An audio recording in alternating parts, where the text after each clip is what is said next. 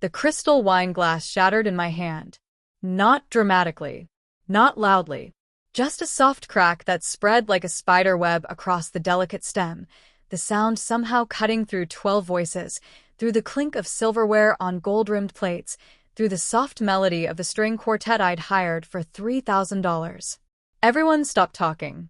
My husband's voice hung in the air, his toast still echoing off the vaulted ceiling of the Belmere Estate's private dining hall. The chandelier above us cast golden light across faces frozen mid-laugh, mid-sip, mid-chew.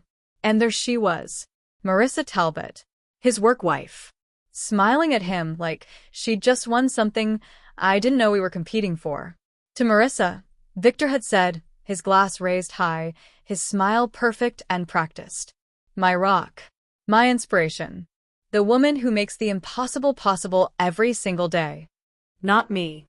Not Clara, who paid for every inch of this night.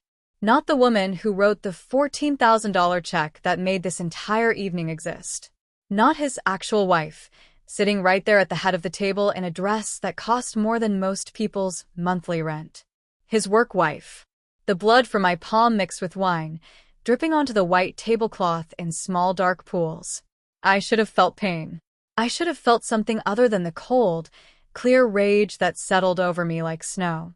Hi viewers, kindly tell us where you're watching from and what time it is. Warm welcome to the family. Enjoy the story. Clara? Victor's voice cracked just slightly. Good. Let him worry. Let him wonder what I was about to do in front of his boss, his colleagues, his investors, and his precious Marissa.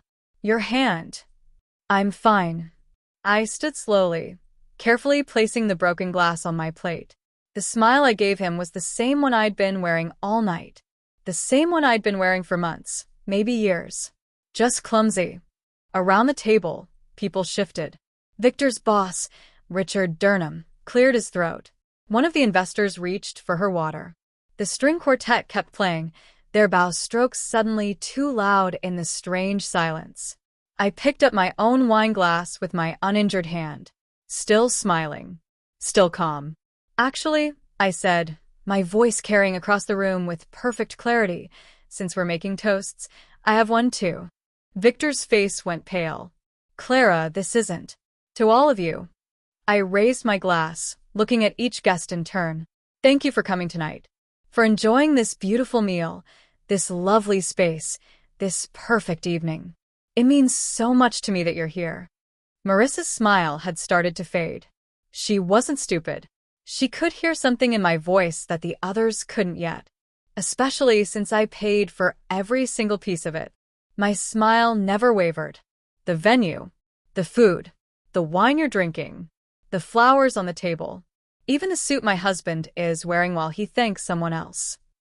The silence now was different, heavier, the kind that presses against your eardrums. So please, I continued, setting down my glass with a soft clink. Enjoy the rest of your evening. The $14,000 I spent should buy you at least a few more courses. I grabbed my clutch from the back of my chair. Blood was still dripping from my hand, leaving a trail of reds on the marble floor as I walked toward the exit. Clara. Victor's chair scraped back. Where are you? I didn't turn around, didn't look back at the faces staring at me, at Marissa's shocked expression, at the way Victor's perfect evening was crumbling like the glass stem still on my plate. My heels clicked against the floor, steady and sure. Click, click, click. Like a countdown to something none of them could see coming yet. Behind me, someone coughed. Someone else started to speak, then stopped. The string quartet stumbled, their music faltering for just a moment before they found their rhythm again. I pushed open the heavy doors and stepped into the cool November air. The valet scrambled to get my car, his eyes wide as he noticed the blood on my hand. My phone buzzed in my clutch. A text from Victor. What the hell was that? I smiled at the screen. Really smiled this time. Not the mask I'd been wearing all night. What was that? That was the beginning of the end, Victor. You just don't know it yet. But here's the thing about betrayal. It doesn't always announce itself with screaming or tears or broken dishes. Sometimes it's quiet. Sometimes it wears an expensive dress and sits perfectly still while plans form in the spaces between heartbeats. As my car pulled up and the valet opened my door, I took one last look at the mansion behind me. The lights glowing warm through the windows. The shadows of people inside, probably still whispering about what just happened. Let them whisper. They had no idea what was coming next. What would you do if your husband publicly thanked another woman at a dinner you paid for? Would you walk away quietly, or would you make sure he remembered that moment for the rest of his life? I met Victor Whitmore on a Tuesday that felt like fate, but turned out to be a warning I ignored. It was 6 years ago at the Riverside Country Club, one of those networking events where people pretend to care about your business while really just sizing up your bank account. I was there representing my company, Whitmore Events. Yes, I took his name later, and yes, I'm still kicking myself for it.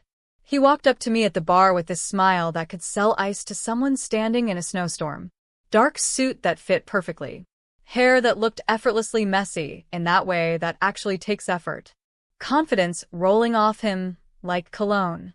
You planned this event, didn't you? He asked, gesturing to the floral arrangements, the lighting, the way everything just worked together. I should have said no and walked away. Instead, I said yes. It's brilliant, he continued, leaning against the bar like he owned it. Most events feel sterile. This feels alive. Like someone actually cared. And just like that, he had me.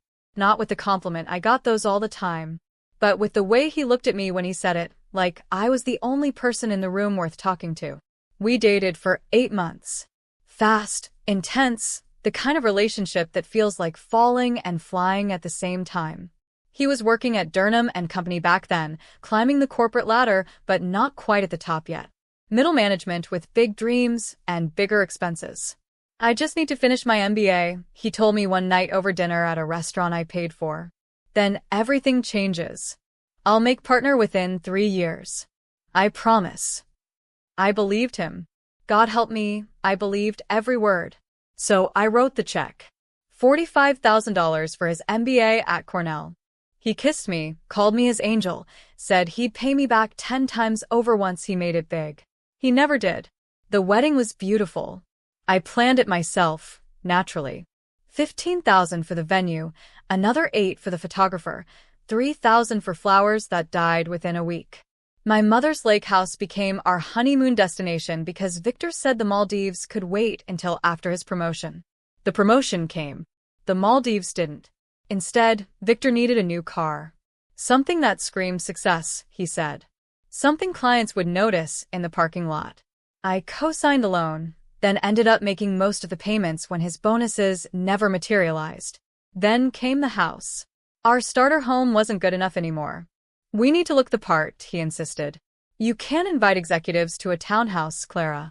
Image matters. So we bought the Whitmore mansion. Well, I bought it. My inheritance from Mom, plus my business savings, plus a mortgage I could barely afford. Victor's name went on the deed too, of course. We're married, he said. What's yours is mine. Funny how that logic only worked in one direction. The red flags were there. I just kept painting them white. When he stopped saying thank you, I told myself he was stressed. When he started coming home later and later, I told myself he was working hard.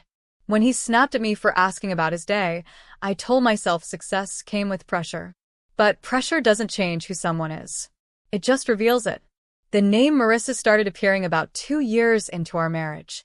Casual at first. Marissa closed that deal. Marissa's presentation was sharp. Marissa thinks we should pivot the strategy. I asked once, trying to sound light, unbothered. Should I be jealous? Victor laughed. Actually laughed. She's a colleague, Clara. Don't be paranoid. Paranoid. That word sat in my chest like a stone. Months passed. The name kept coming up. More frequently. With more admiration. With a tone in his voice that he used to reserve for me. Then one morning, 3 weeks before that disaster of a Thanksgiving dinner, Victor came into the kitchen with his phone in hand and that smile on his face. The one he used when he wanted something. I have an idea, he said, pouring coffee I'd made into a mug I'd bought. What if we hosted a professional Thanksgiving? Mix business with the holiday. Invite some key people from the firm. I was loading the dishwasher. How many people? Maybe 12. Intimate but impressive. You're incredible at events, Clara. This could really help my career. There it was. The ask wrapped in a compliment. The manipulation disguised as partnership. That's expensive, Victor. You're worth it, though. He kissed my forehead, already heading toward the door. Just make it memorable. I'll send you the guest list. The list came that afternoon via email. I scrolled through names I recognized. Richard Durham, a few investors, some senior partners. And there, fourth from the top, Marissa Talbot. My finger hovered over her name. Something cold moved through my stomach. I opened a new browser tab and typed her name into the search bar. LinkedIn popped up first. Professional headshot. Impressive credentials. And right there in her bio, senior associate at Durham and Company, specializing in corporate finance and strategic partnerships. Strategic partnerships. The phrase felt like a knife. I clicked on images, photos from company events, and there was Victor in at least half of them, standing just a little too close to her, smiling just a little too wide. My phone buzzed. Victor's text, "Don't forget to add Marissa. She's important to the team." I stared at those words until they blurred. Important to the team. Not important to him. Just the team. I texted back. Got it. Then I sat there in our expensive kitchen, in our expensive house, surrounded by expensive things I'd paid for, and felt something shift inside me. Not quite anger yet. Not quite betrayal. Just a cold, clear recognition that I'd been performing in a play where everyone knew their lines except me. Victor called that evening. "Hey, can you pick up my dry cleaning tomorrow? I need the gray suit for a client dinner." With Marissa? Silence. Just for a beat. Just long enough. "It's a team thing, Clara. Why are you being weird about this?" "I'm not being weird. I'm asking a question." "Well, stop. You're making something out of nothing." He hung up before I could respond. I stood there holding the phone, and for the first time in 6 years, I let myself think the thought I'd been pushing away. What if I married a stranger who just wore my husband's face? The guest list sat on the counter. 12 names. $14,000 waiting to be spent. And Marissa Talbot, fourth from the top, about to walk into my life and confirm everything I was afraid to know. Have you ever ignored a red flag so big you could see it from space? What made you finally stop pretending everything was fine? The planning consumed me, which was probably the point. If I stayed busy enough, I wouldn't have time to think about Marissa's name appearing in Victor's texts at 9 p.m. If I focused hard enough on table settings and wine pairings, I wouldn't notice how my husband barely looked at me anymore unless he needed something. Denial is expensive. I was about to find out exactly how much. I started with the venue. The Belmere estate was booked solid through the holidays, but I knew the owner from a charity gala I'd organized 2 years back. One phone call, one reminder of the favor she owed me, and suddenly they had an opening. $4,200 for the evening. Private dining hall, full staff, exclusive access to the grounds. I put it on my business credit card and told myself this was an investment. In Victor's career. In our future. In whatever we were pretending to be. Next came the menu. Victor wanted impressive, so I hired Chef Anton Beaumont, who just earned his 2nd Michelin star. His consultation fee alone was $800. The meal itself, roasted heritage turkey with truffle butter, wild mushroom risotto, seared scallops with saffron cream, imported cheeses, desserts that looked like art, another $3,000. The wine list took 2 days to finalize. Victor insisted on French. Nothing says success like French wine, Clara. So I ordered 6 bottles of Chateau Margaux at $400 each, plus champagne for the toast, plus after-dinner cognac that cost more per ounce than most people's lunch. Flowers came from a boutique in Paris. Real Paris, not Paris, Texas. $2,000 for arrangements that would die in 3 days. But they'd photograph beautifully, and that's what mattered, right? The image. The appearance. The lie. I hired a string quartet. $1,200 for 3 hours of background music that people would barely notice, but would definitely notice if it wasn't there. The invitations were hand-pressed with gold foil. The place cards were calligraphy on Italian paper. The linens were imported Egyptian cotton because apparently American cotton wasn't good enough for Victor's colleagues. Every day, the total climbed. Every day, I told myself it would be worth it. Every night, Victor came home late. "Where were you?" I asked one evening, 3 days before the dinner. "Working." He loosened his tie, without looking at me. "Until 10? "Yes, Clara. Some of us have demanding jobs." He poured himself whiskey from the decanter I'd given him for our anniversary. The one he'd never thank me for. "With Marissa?" His hand paused halfway to his mouth. "What's your obsession with her?" "I'm not obsessed. I'm asking." "Well, stop asking. You sound crazy." He downed the whiskey and headed upstairs. Crazy. First paranoid, now crazy. The words men use when they want you to doubt what you know is true. I sat in the kitchen with my planning notebook, looking at the checklist I'd made. Every item had a cost next to it. Every cost added up to a number that made my stomach hurt. $14,300. My phone buzzed. A text from the caterer confirming the final head count. 12 guests. 12 people I'd never met, except for Victor's boss, who I'd met twice and who'd forgotten my name both times. I scrolled through the guest list again. Marissa Talbot was still there, fourth from the top like a splinter I couldn't dig out. Against my better judgment, or maybe because of it, I opened Instagram. Her profile was public. Of course it was. People who have nothing to hide don't make things private, and people who are sleeping with married men are excellent at pretending they have nothing to hide. Her feed was exactly what I expected. Professional photos at company events. Artsy shots of coffee cups and laptops. Motivational quotes about success and ambition. And there, 3 weeks back, a photo from a corporate retreat. Victor was in the background, just barely in frame. But his eyes were on her, and even through a phone screen, even in the background of someone else's photo, I could see it. The way he looked at her. The way he used to look at me. The caption read, "Grateful for amazing colleagues who feel like family." Family. Work wife. Team. All these words that meant something else but were safe enough to say out loud. I closed the app and opened my banking app instead. The business account showed my recent charges. The venue. The caterer. The florist. The wine. Everything I'd bought to make my husband look successful. Our joint account, the one Victor was supposed to contribute to equally, showed his last deposit was 3 months ago. And it was half what it should have been. "Where's your paycheck going, Victor?" I'd asked once. Expenses. Dry cleaning, lunches with clients, gas. It adds up. It added up, all right. Just not in any account I could see. 2 days before the dinner, I came home early and found Victor on the phone in his office. The door was closed, but the walls in that house were old, and voices carried. "I know," he was saying, his tone soft in a way it never was with me anymore. "I know. It's just one dinner, then we can." He stopped, laughed quietly. "You're impossible." Yeah. "Yeah, I'll see you tomorrow." I stood in the hallway holding groceries I'd bought for a house I'd paid for, listening to my husband talk to someone else with affection in his voice.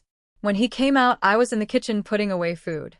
"Hey," he said, not quite meeting my eyes. "Didn't hear you come in." "Who is on the phone?" "Work."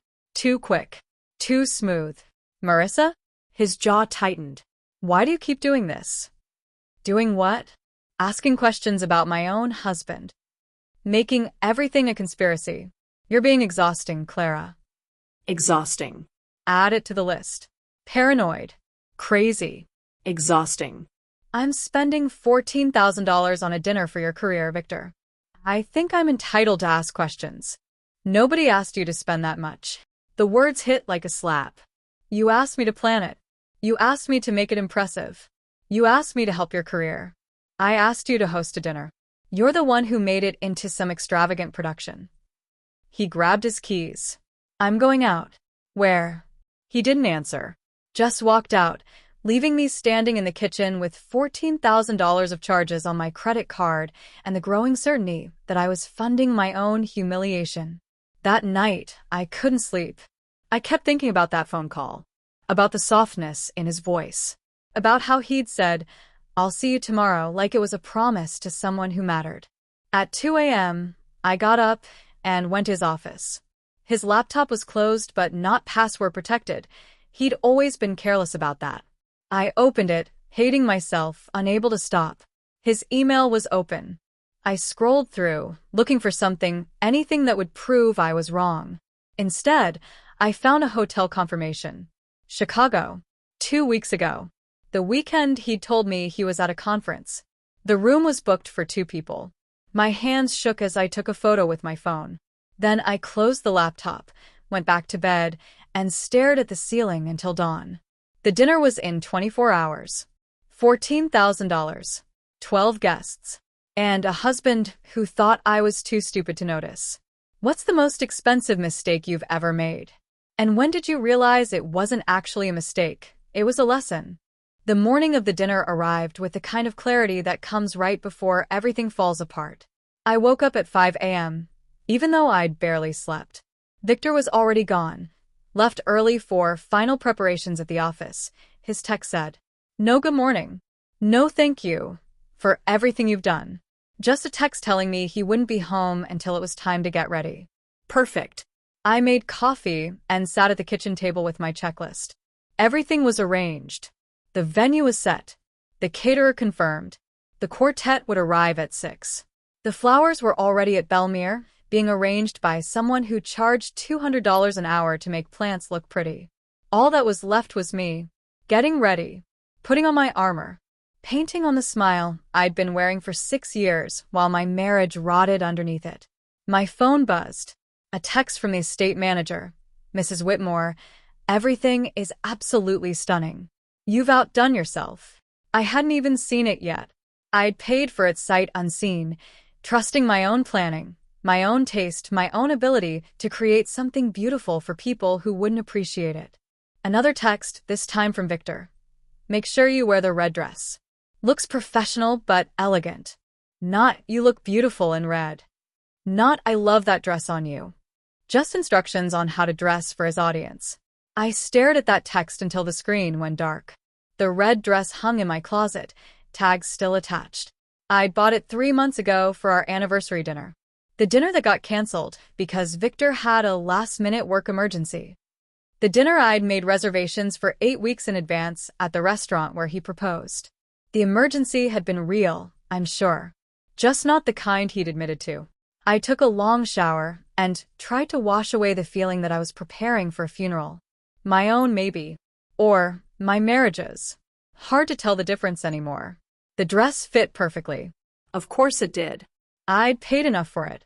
Red silk, modest neckline, just formal enough for a business dinner, just elegant enough to remind everyone in that room that I existed. That I mattered.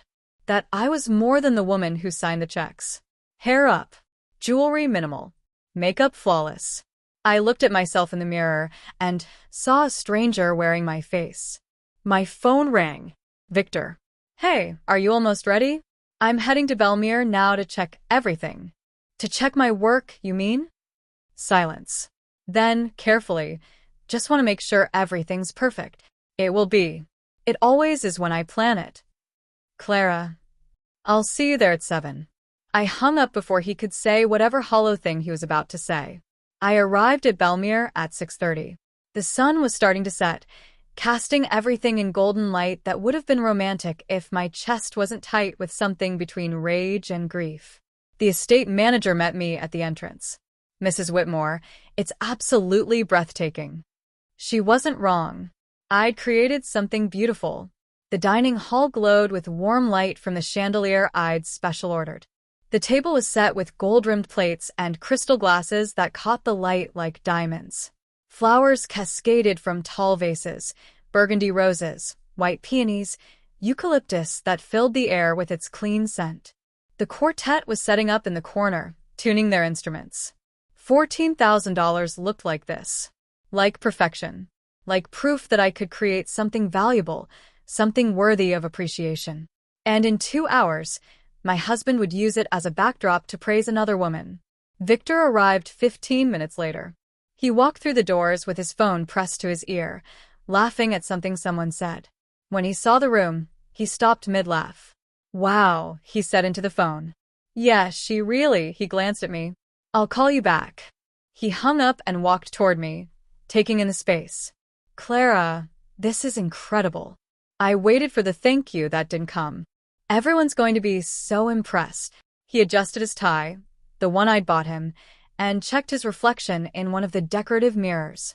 This is exactly what I needed. What I needed. Not we. Not us. Just him. Who was on the phone? Asked, even though I knew. Richard. Just coordinating arrival times. He wasn't a good liar. He was just used to me not calling him out. Guests started arriving at 7.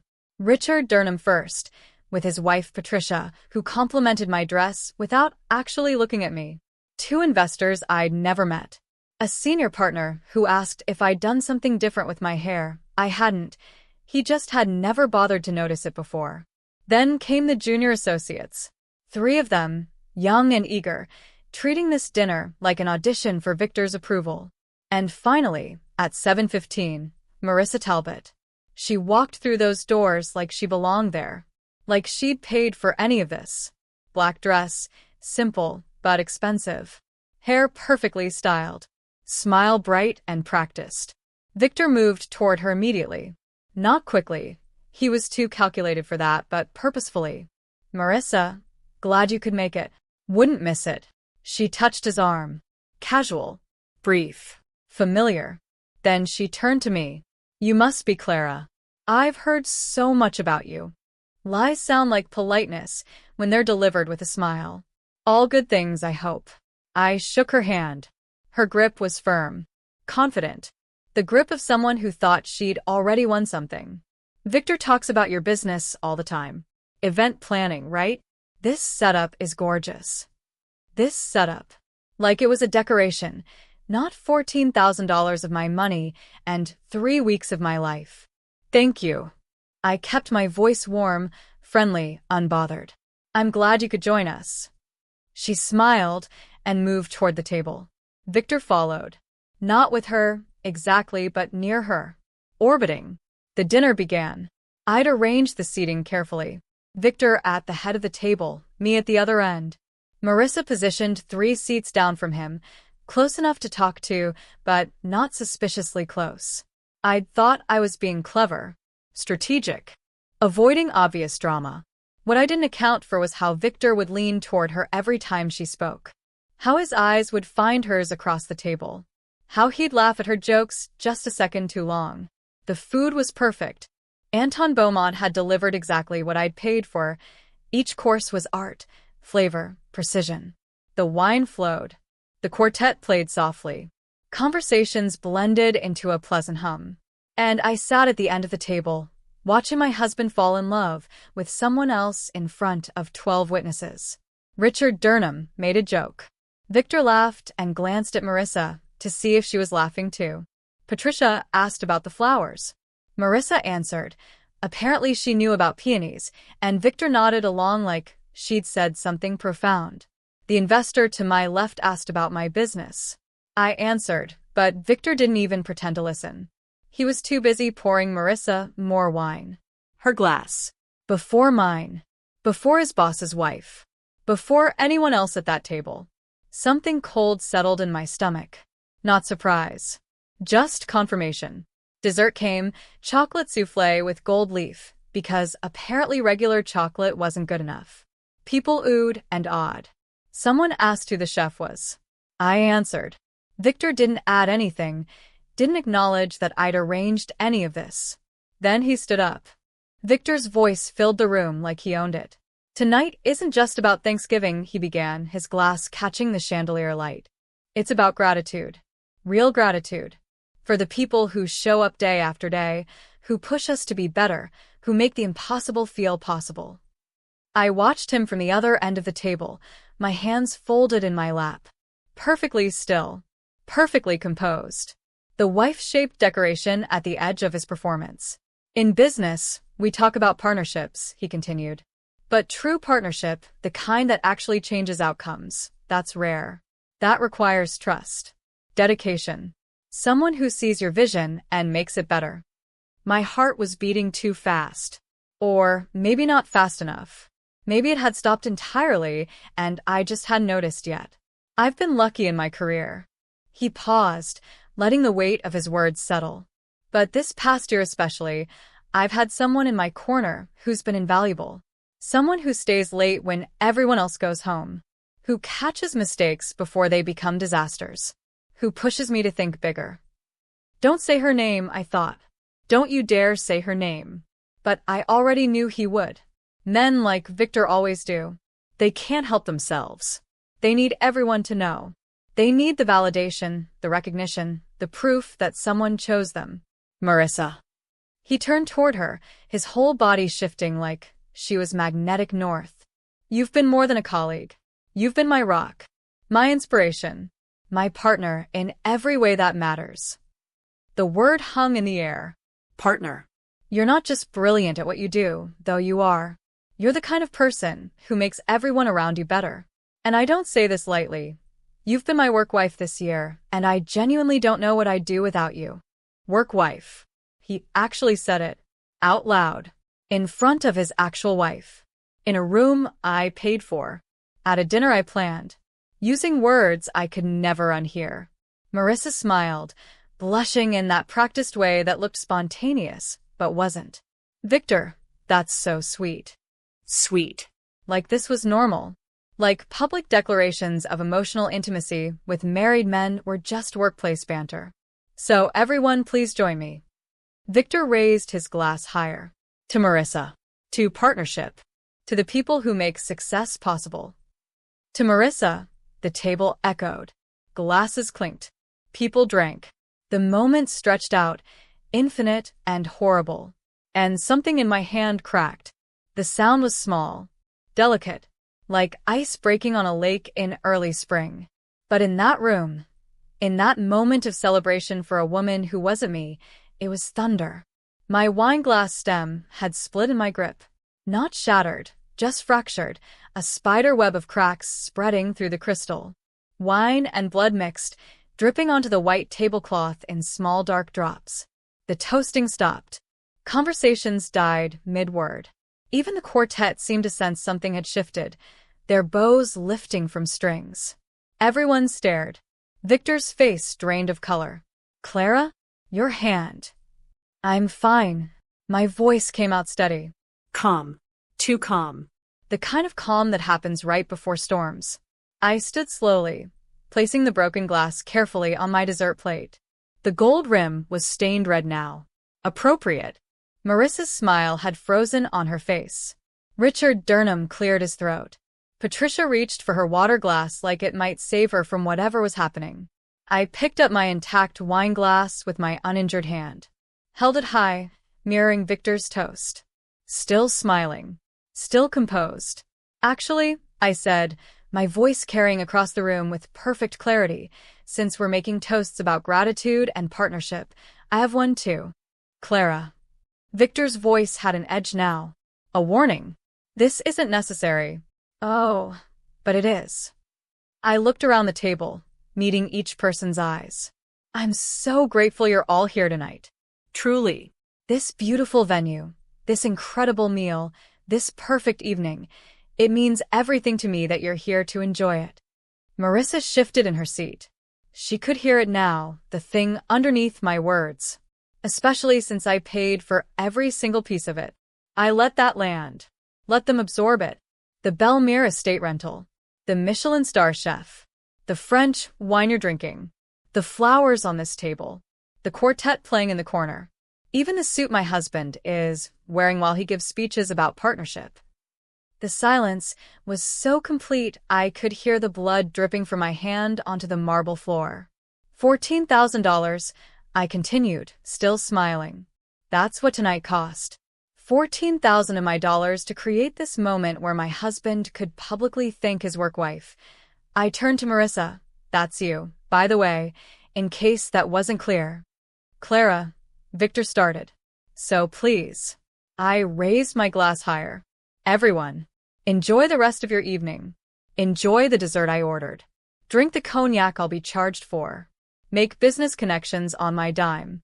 Because apparently, that's what I'm here for. To fund the performance while my husband finds his real partner. I set down the glass. picked up my clutch from the back of my chair. The blood trail on the floor followed me like breadcrumbs as I walked toward the exit. Clara. Victor's chair scraped back. Panic in his voice now. Not guilt. Not remorse. Just panic that his perfect evening was crumbling. I didn't turn around. Didn't look at the shocked faces, at Marissa's horrified expression, at Richard Durham's carefully blank executive face that was definitely noting this disaster for future reference. My heels on marble. Click, click, click. Each step deliberate. Each step taking me further from the woman I'd been when I walked in. Behind me, someone coughed. Patricia whispered something I couldn't hear. The quartet sat frozen, unsure if they should keep playing. I pushed through the heavy doors into the November air. Cold and clean and honest in a way that room would never be. The valet saw my hand and went pale. "Mrs. Whitmore, do you need?" "Just my car, please." He scrambled. Keys jingled. Other valets whispered. My phone buzzed in my clutch. Victor's text. What the hell was that? I looked at those words. At the accusation in them.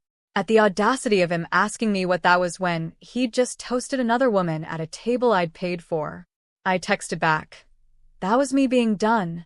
Then I blocked his number. My car pulled up. I got in, leaving blood on the leather seat I'd just had detailed. The valet stood there, uncertain, probably wondering if he should call someone. I looked back at the estate one last time. Through the windows, I could see shadows moving. People standing. Probably gathering their things.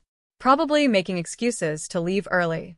Probably never letting Victor forget the night his wife walked out in the middle of his perfect dinner. Good. Let them remember. Let Marissa remember. Let Victor remember the moment he realized he'd gone too far, and I'd finally had enough. I drove home to the house I'd bought, unlocked the door with keys on a keychain I'd purchased, and walked through rooms filled with furniture I'd paid for. Then I went to Victor's office, sat down at his computer, and opened a browser. I typed 3 words into the search bar. Divorce attorney near me. The results loaded. 23 options. I clicked on the first one with good reviews and a woman's name. Her website promised discretion, aggressive representation, and free consultations. Victor came home at 2 in the morning smelling like whiskey and desperation. I was sitting in the living room with all the lights off, laptop glowing in the dark. He didn't see me at first. Just stumbled through the door, fumbling with his keys, muttering to himself. When he flipped the light switch and saw me sitting there, he actually jumped. Jesus, Clara. What are you doing sitting in the dark? Thinking. I closed the laptop. How was the rest of the dinner? His face hardened. That was new. Usually he'd try charm first, manipulation second, anger third. But tonight, he went straight to defensive. You humiliated me. I humiliated you? I almost laughed. That's what you took from tonight? Everyone left early. Richard barely said 2 words to me before he walked out. Do you have any idea what you've done to my career? Do you have any idea what you did to our marriage? He threw his keys on the table. I gave a toast, Clara. A professional courtesy to a colleague. You turned it into a scene. You called her your work wife at a dinner I paid $14,000 for. My voice stayed level. Calm. You toasted her like she was the most important person in your life. In front of me. In front of your boss. In front of everyone. You're overreacting. You always do this, make everything about you. There it was. The gaslighting. The twisting. Making my rational response to his disrespect sound like my problem. I saw the hotel reservation, Victor. He froze. Just for a second. Then recovered. What are you talking about? Chicago. 2 weeks ago. The weekend you said you were at a conference. I stood up, walked past him to the stairs. I'm sleeping in the guest room. Don't follow me. Clara. And tomorrow, you should probably find a lawyer. Because I already found mine. I left him standing there, and for the first time in 6 years, I locked a door against him. Sleep didn't come. Instead, I lay in the guest bed staring at my phone, scrolling through the private investigator's website. Marcus Chun, 20 years experience, specialized in infidelity cases, discreet and thorough. His intake form asked for details. I typed them out mechanically. Husband's name. Suspected affair partner. Timeline. Known locations. The hotel reservation. Marissa's address from her LinkedIn profile. Work schedule. Everything. At the end, there was a question. What outcome are you hoping for? I stared at that blank box for 10 minutes before I typed the truth and documentation for divorce proceedings. I hit submit at 4 a.m. By 6, Victor was knocking on the guest room door. Clara, we need to talk. No, we don't. I'm not having an affair. I opened the door. He looked terrible. Rumpled suit, bloodshot eyes, hair disheveled. Good. Then explain the hotel room. It was a work trip. Richard was there, Jenkins from accounting, 3 other people. Booked for 2 people, Victor. Not a group rate. Not separate rooms. 2 people in 1 room. His jaw worked. Marissa came along. We shared a room to save money. You shared a bed with another woman and want me to believe it was about saving money? I laughed, and it sounded like breaking. Get out of my way. I pushed past him, went to our bedroom, my bedroom, and started getting ready for work. Normal clothes. Normal makeup. Everything normal except the marriage bleeding out in the hallway. He followed me. Where are you going? To work. Some of us still have jobs after last night. You can't just watch me.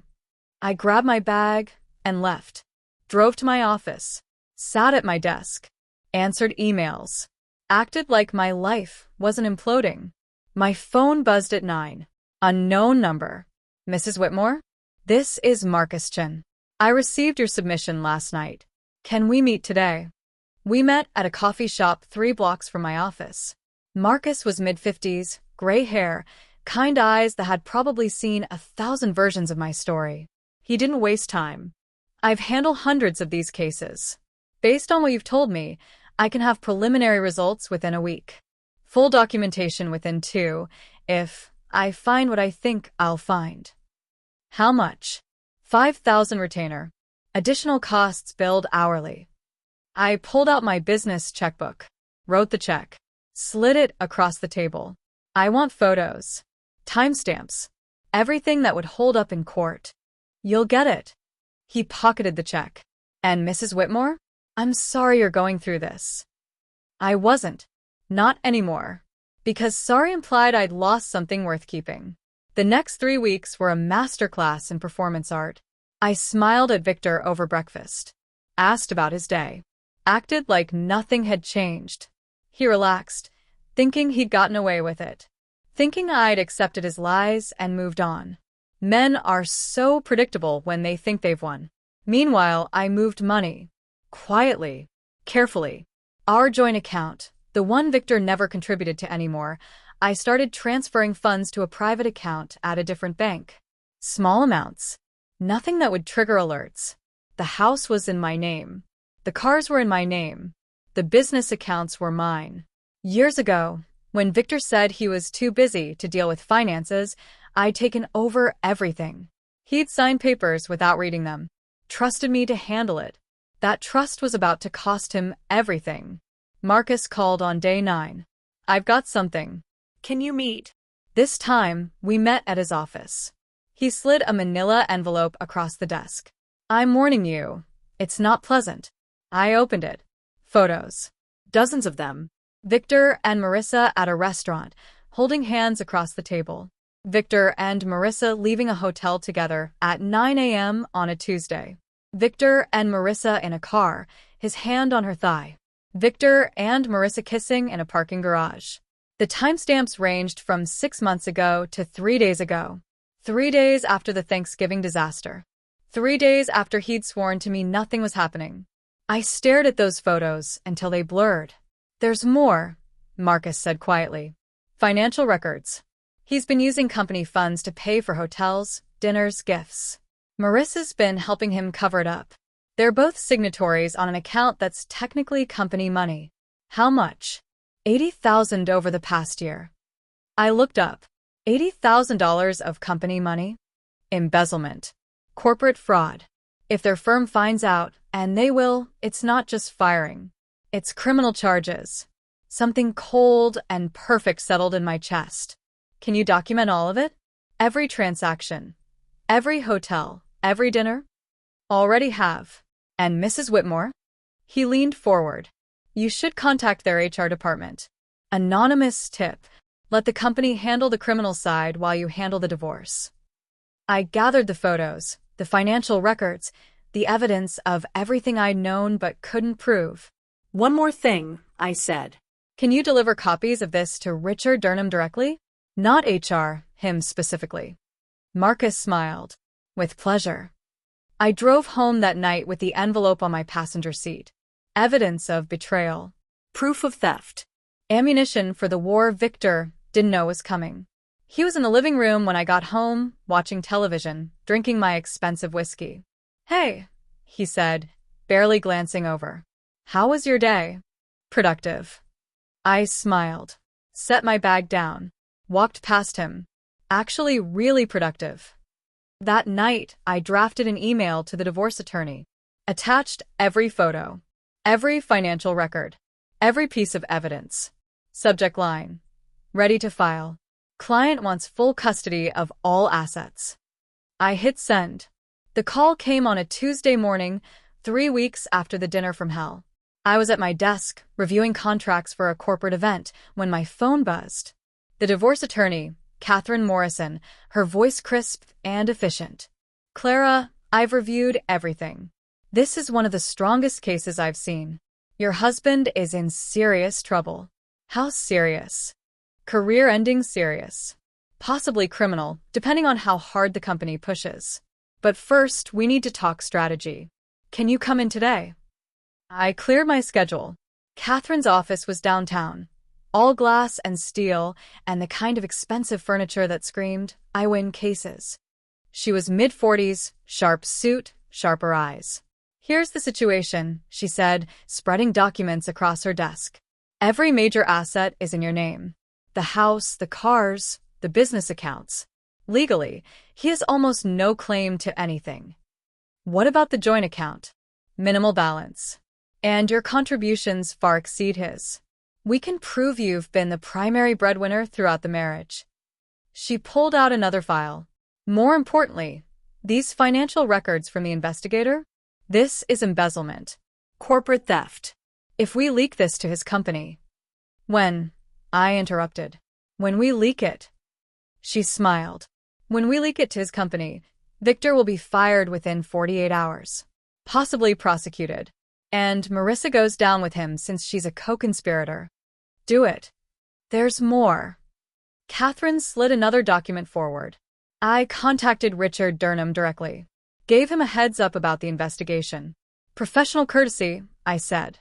Wanted to alert him before it became public. And he was very interested. Asked if I could forward the documentation, which I did anonymously an hour ago. I leaned back. How long before? My phone rang. Victor's number. Catherine raised an eyebrow. That was fast. I answered. Hello. Clara. His voice was shaking. I just got called into Richard's office. They're asking about Chicago, about expense reports, about did you talk to someone? Why would I do that? They have photos, financial records, everything. Panic was bleeding through now. Clara, what did you do? I didn't do anything, Victor. You did. I just made sure the right people found out about it. Silence. Then, quietly, you're destroying my life. No. You destroyed your life. I'm just protecting mine. I hung up. Catherine was grinning. That felt good, didn't it? You have no idea. The call from Richard Durham came an hour later. Not to me, to Catherine's office. Professional courtesy. He wanted her to know that the firm was conducting an internal investigation, that Victor Whitmore and Marissa Talbot had been placed on administrative leave pending findings. Translation, Catherine said after she hung up, they're both fired. They just need a few days to document everything so he can't sue for wrongful termination. I nodded. And the divorce? I'm filing tomorrow. Full asset protection. Citing infidelity, financial irresponsibility, and emotional abandonment. We're asking for everything in your name to remain yours, which shouldn't be hard since it already is. and we're requesting he cover his own legal fees. Will I have to see him? Not until the hearing, which won't happen for at least 2 months. You can stay somewhere else until then if you want. Or we can have him removed from the property, since you're the sole owner. The thought of Victor packing his things, leaving the house he'd treated like his castle, appealed to me more than it should have. Have him removed. This week. Catherine made a note. Consider it done. And Clara, you might want to prepare for him to fight dirty. Men like him don't take losing well. But Victor didn't fight. He collapsed. The eviction notice was delivered Thursday. By Friday, he was gone. His clothes, his laptop, his precious awards and diplomas, all packed into boxes and loaded into a car he couldn't even afford payments on anymore. I wasn't there to watch. Catherine advised against it. Let him slink away without an audience. But my security cameras caught it. I watched the footage later. Victor loading boxes alone. No friends helping, no Marissa in sight. She'd vanished the second the investigation started, which told me everything about what their partnership was really worth. He tried texting, calling, emailing. Each message a variation of the same theme. We can work this out. I made mistakes. Don't throw away 6 years. I blocked everything. Changed the locks. Had the security codes reset. The next correspondence came through lawyers. Victor's attorney, clearly bargain rate, requesting equitable distribution of assets and reconsideration of harsh terms. Catherine's response was a single sentence. Assets acquired by client prior to and during marriage remain client's property. Respondent contributed minimal financial support and has documented infidelity. Request denied. News traveled fast in Victor's industry. Within a week, I started getting calls. Former clients of his, asking if I was still available for event planning. Colleagues from Durham offering sympathy and, in some cases, new business opportunities. Richard Durham himself called.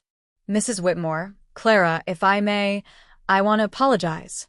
I had no idea what Victor was doing, both financially and personally. If I'd known. It's fine, Richard. It's not fine. And I want you to know if you ever need references, recommendations, anything, I know some people in the industry who could use someone with your skills. It was the closest thing to an apology for not noticing his employee was embezzling and cheating. But it was also an olive branch. And unlike Victor, I knew when to accept one. I appreciate that.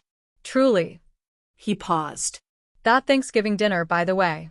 Before everything fell apart. It really was spectacular. Best event I've attended in years. I smiled. Thank you. It cost $14,000. Worth every penny. You have a gift. I thought about that after I hung up. A gift. Not just for creating beautiful events, but for recognizing when something was worth saving and when it was time to burn it down and start over. The preliminary divorce hearing was set for 8 weeks out. Catherine said it would be quick. Victor had nothing to fight with. No assets to claim, no leverage. He'll show up, she warned. Try to charm the judge. Play the victim. Be ready. I was ready. I'd been ready since that night at Belmere, since the moment his toast proved what I'd been too afraid to admit. But the real victory came 2 weeks before the hearing. Front page of the business section. Durham and company executives charged an embezzlement scheme.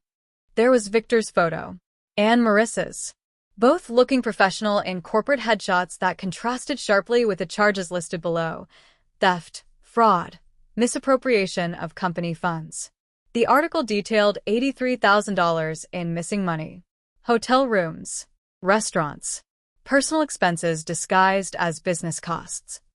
Victor's lawyer called Catherine immediately. My client wants to settle. Quickly. Quietly. Terms? Catherine asked. He'll accept all current conditions. Won't contest the divorce. Just wants to avoid a public hearing. Catherine looked at me. I shook my head. My client wants her day in court. Because this wasn't about money anymore. It was about standing in a room and watching Victor Whitmore face consequences. 1 year and 3 days after Thanksgiving, the headline appeared. Victor Whitmore fired amid corporate misconduct investigation. I read it in my small apartment. Nothing like the mansion we'd lived in, but it was mine. The article laid it all out.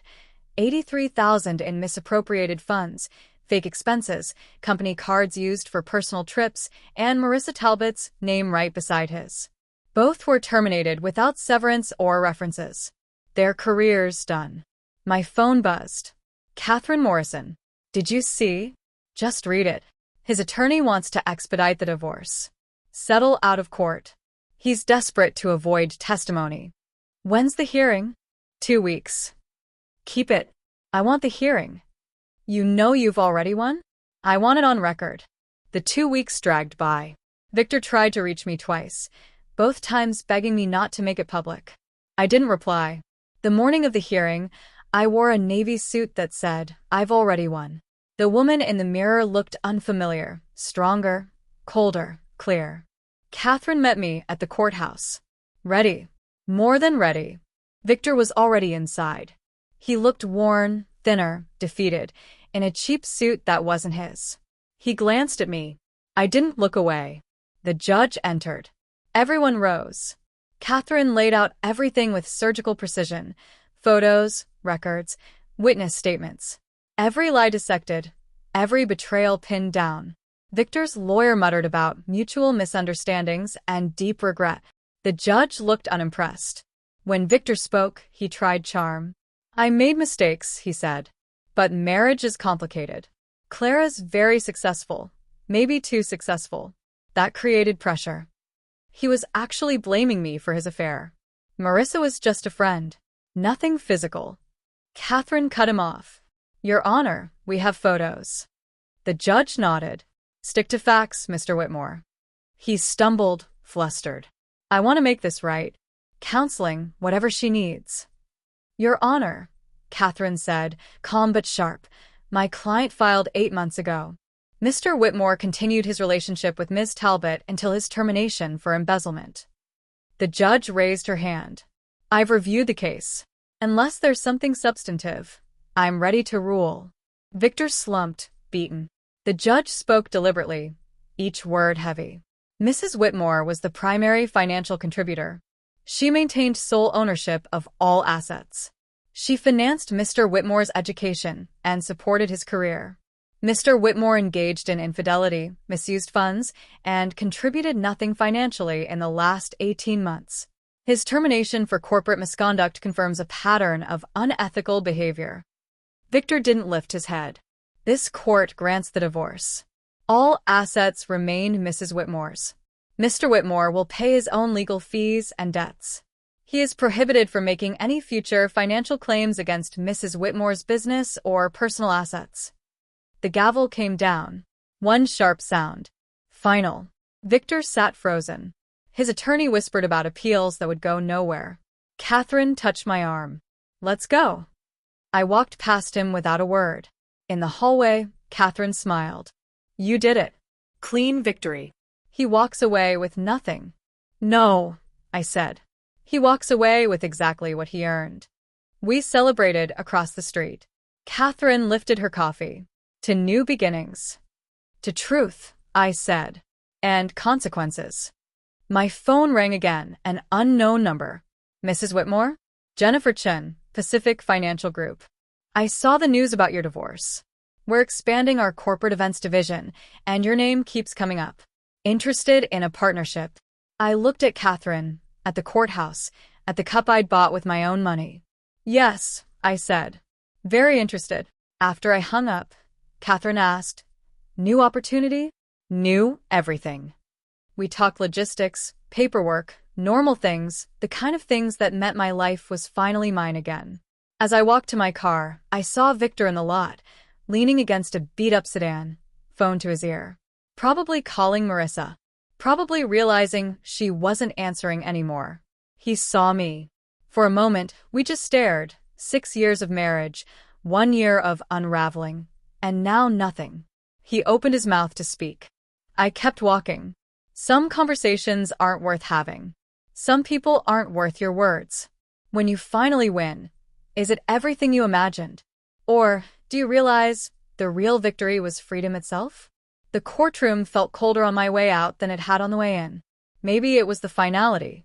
Maybe it was knowing that when I walked through those doors, I'd be officially single, officially free, officially done with Victor Whitmore in every legal sense. Catherine walked beside me, already planning next steps. The decree will be finalized in 30 days. After that, you'll want to update all your documents, insurance, beneficiaries, emergency contacts. I'll send you a checklist. I nodded, only half listening. My mind was stuck on the image of Victor sitting at that table, defeated and small, while the judge systematically dismantled every claim he'd tried to make. Clara? Catherine stopped walking. You okay? I thought I'd feel different. Different how? Happier? More relieved. I shook my head. I won. I got everything. He got nothing. So why does it just feel empty? Catherine's expression softened. Because winning in court doesn't undo what he did.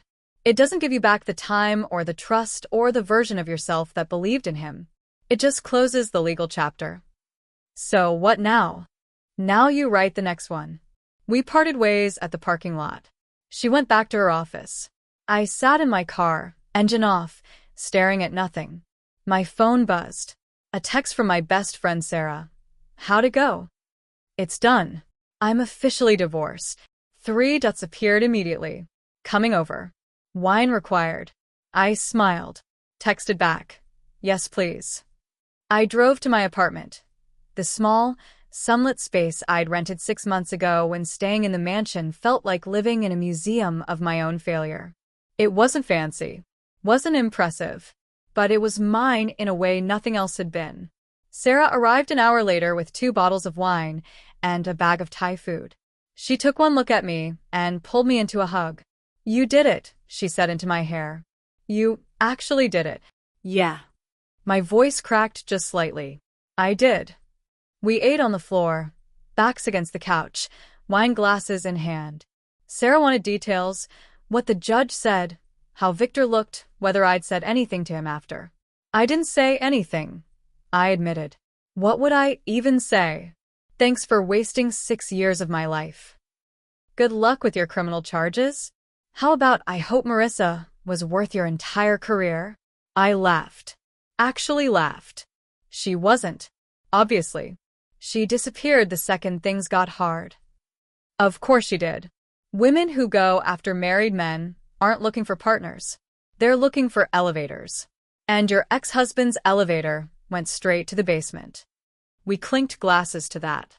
Later, after Sarah left and I was alone with the silence, I pulled out my laptop. Opened a folder I'd been avoiding for months. Photos from our wedding. The honeymoon. Anniversaries. 6 years of smiles that looked real in pictures but felt hollow in memory. I didn't delete them. Not yet. But I moved them to an external drive and tucked it away. Not forgotten.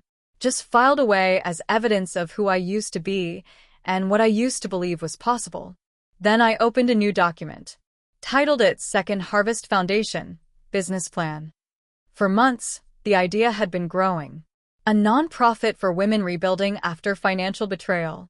Resources, legal advice, support groups. Everything I'd needed and had to figure out alone. I started typing. Mission statement. Services offered. Funding strategy. By midnight, I had 20 pages of notes and a clarity I hadn't felt in years. This was it. This was the next chapter. The following week, I sold the mansion. Listed it on Monday, accepted an offer by Friday. The buyers were a young couple, thrilled about the space, the history, the grandeur. They walked through it like it was a dream home. I walked through it like a stranger. Nothing there felt like mine anymore. Not the kitchen where I'd planned 1,000 meals. Not the office where Victor had made calls to Marissa. Not the bedroom where I'd slept alone more nights than I'd slept beside him. The closing took 3 hours. Signatures, wire transfers, keys handed over.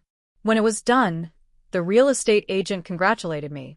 That's a beautiful property. You must have loved living there. I thought I did, I said. Turns out I just loved the idea of it. The sale netted me $470,000 after the mortgage. I put $200,000 into the foundation startup fund. Another $100,000 into my business expansion. The rest into savings.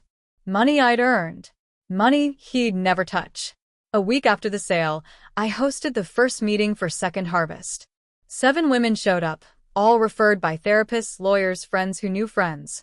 We sat in a circle in a rented community room, and I told my story. Not the edited version. Not the version that made me look smart or strong, or like I'd seen it coming. The real version.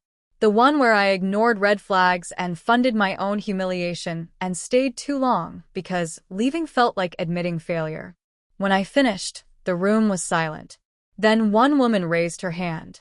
How did you know when it was time to stop fighting and just leave? I thought about that. About the dinner. About the toast. About the moment the glass cracked in my hand. When staying hurt more than leaving scared me. Nods around the circle. Understanding without judgment. These were women who got it, who'd been there, were there, or were trying to figure out if they were there. We talked for 2 hours. Shared resources. Phone numbers. Lawyer recommendations. Safe places to stay. How to hide money. How to document abuse. How to leave without announcing you're leaving.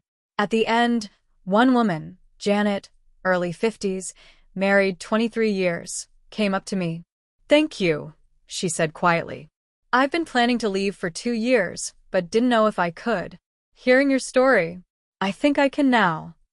That moment. That single moment. That was when I realized Catherine had been right. Winning in court was just paperwork. Real victory was this, helping someone else find their way out. 2 months later, Second Harvest was official. Non-profit status approved.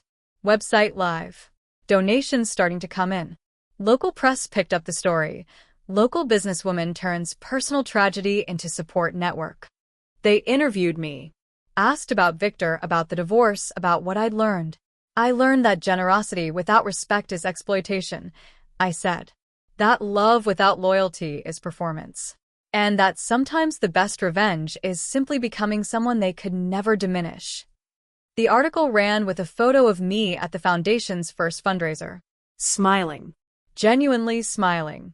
Looking like someone who'd survived something and decided to help others survive it too. Victor sent an email after the article. It got through somehow.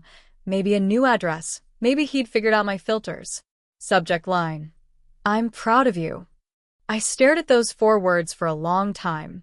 Then I deleted the email, without reading the rest. Because I didn't need his pride.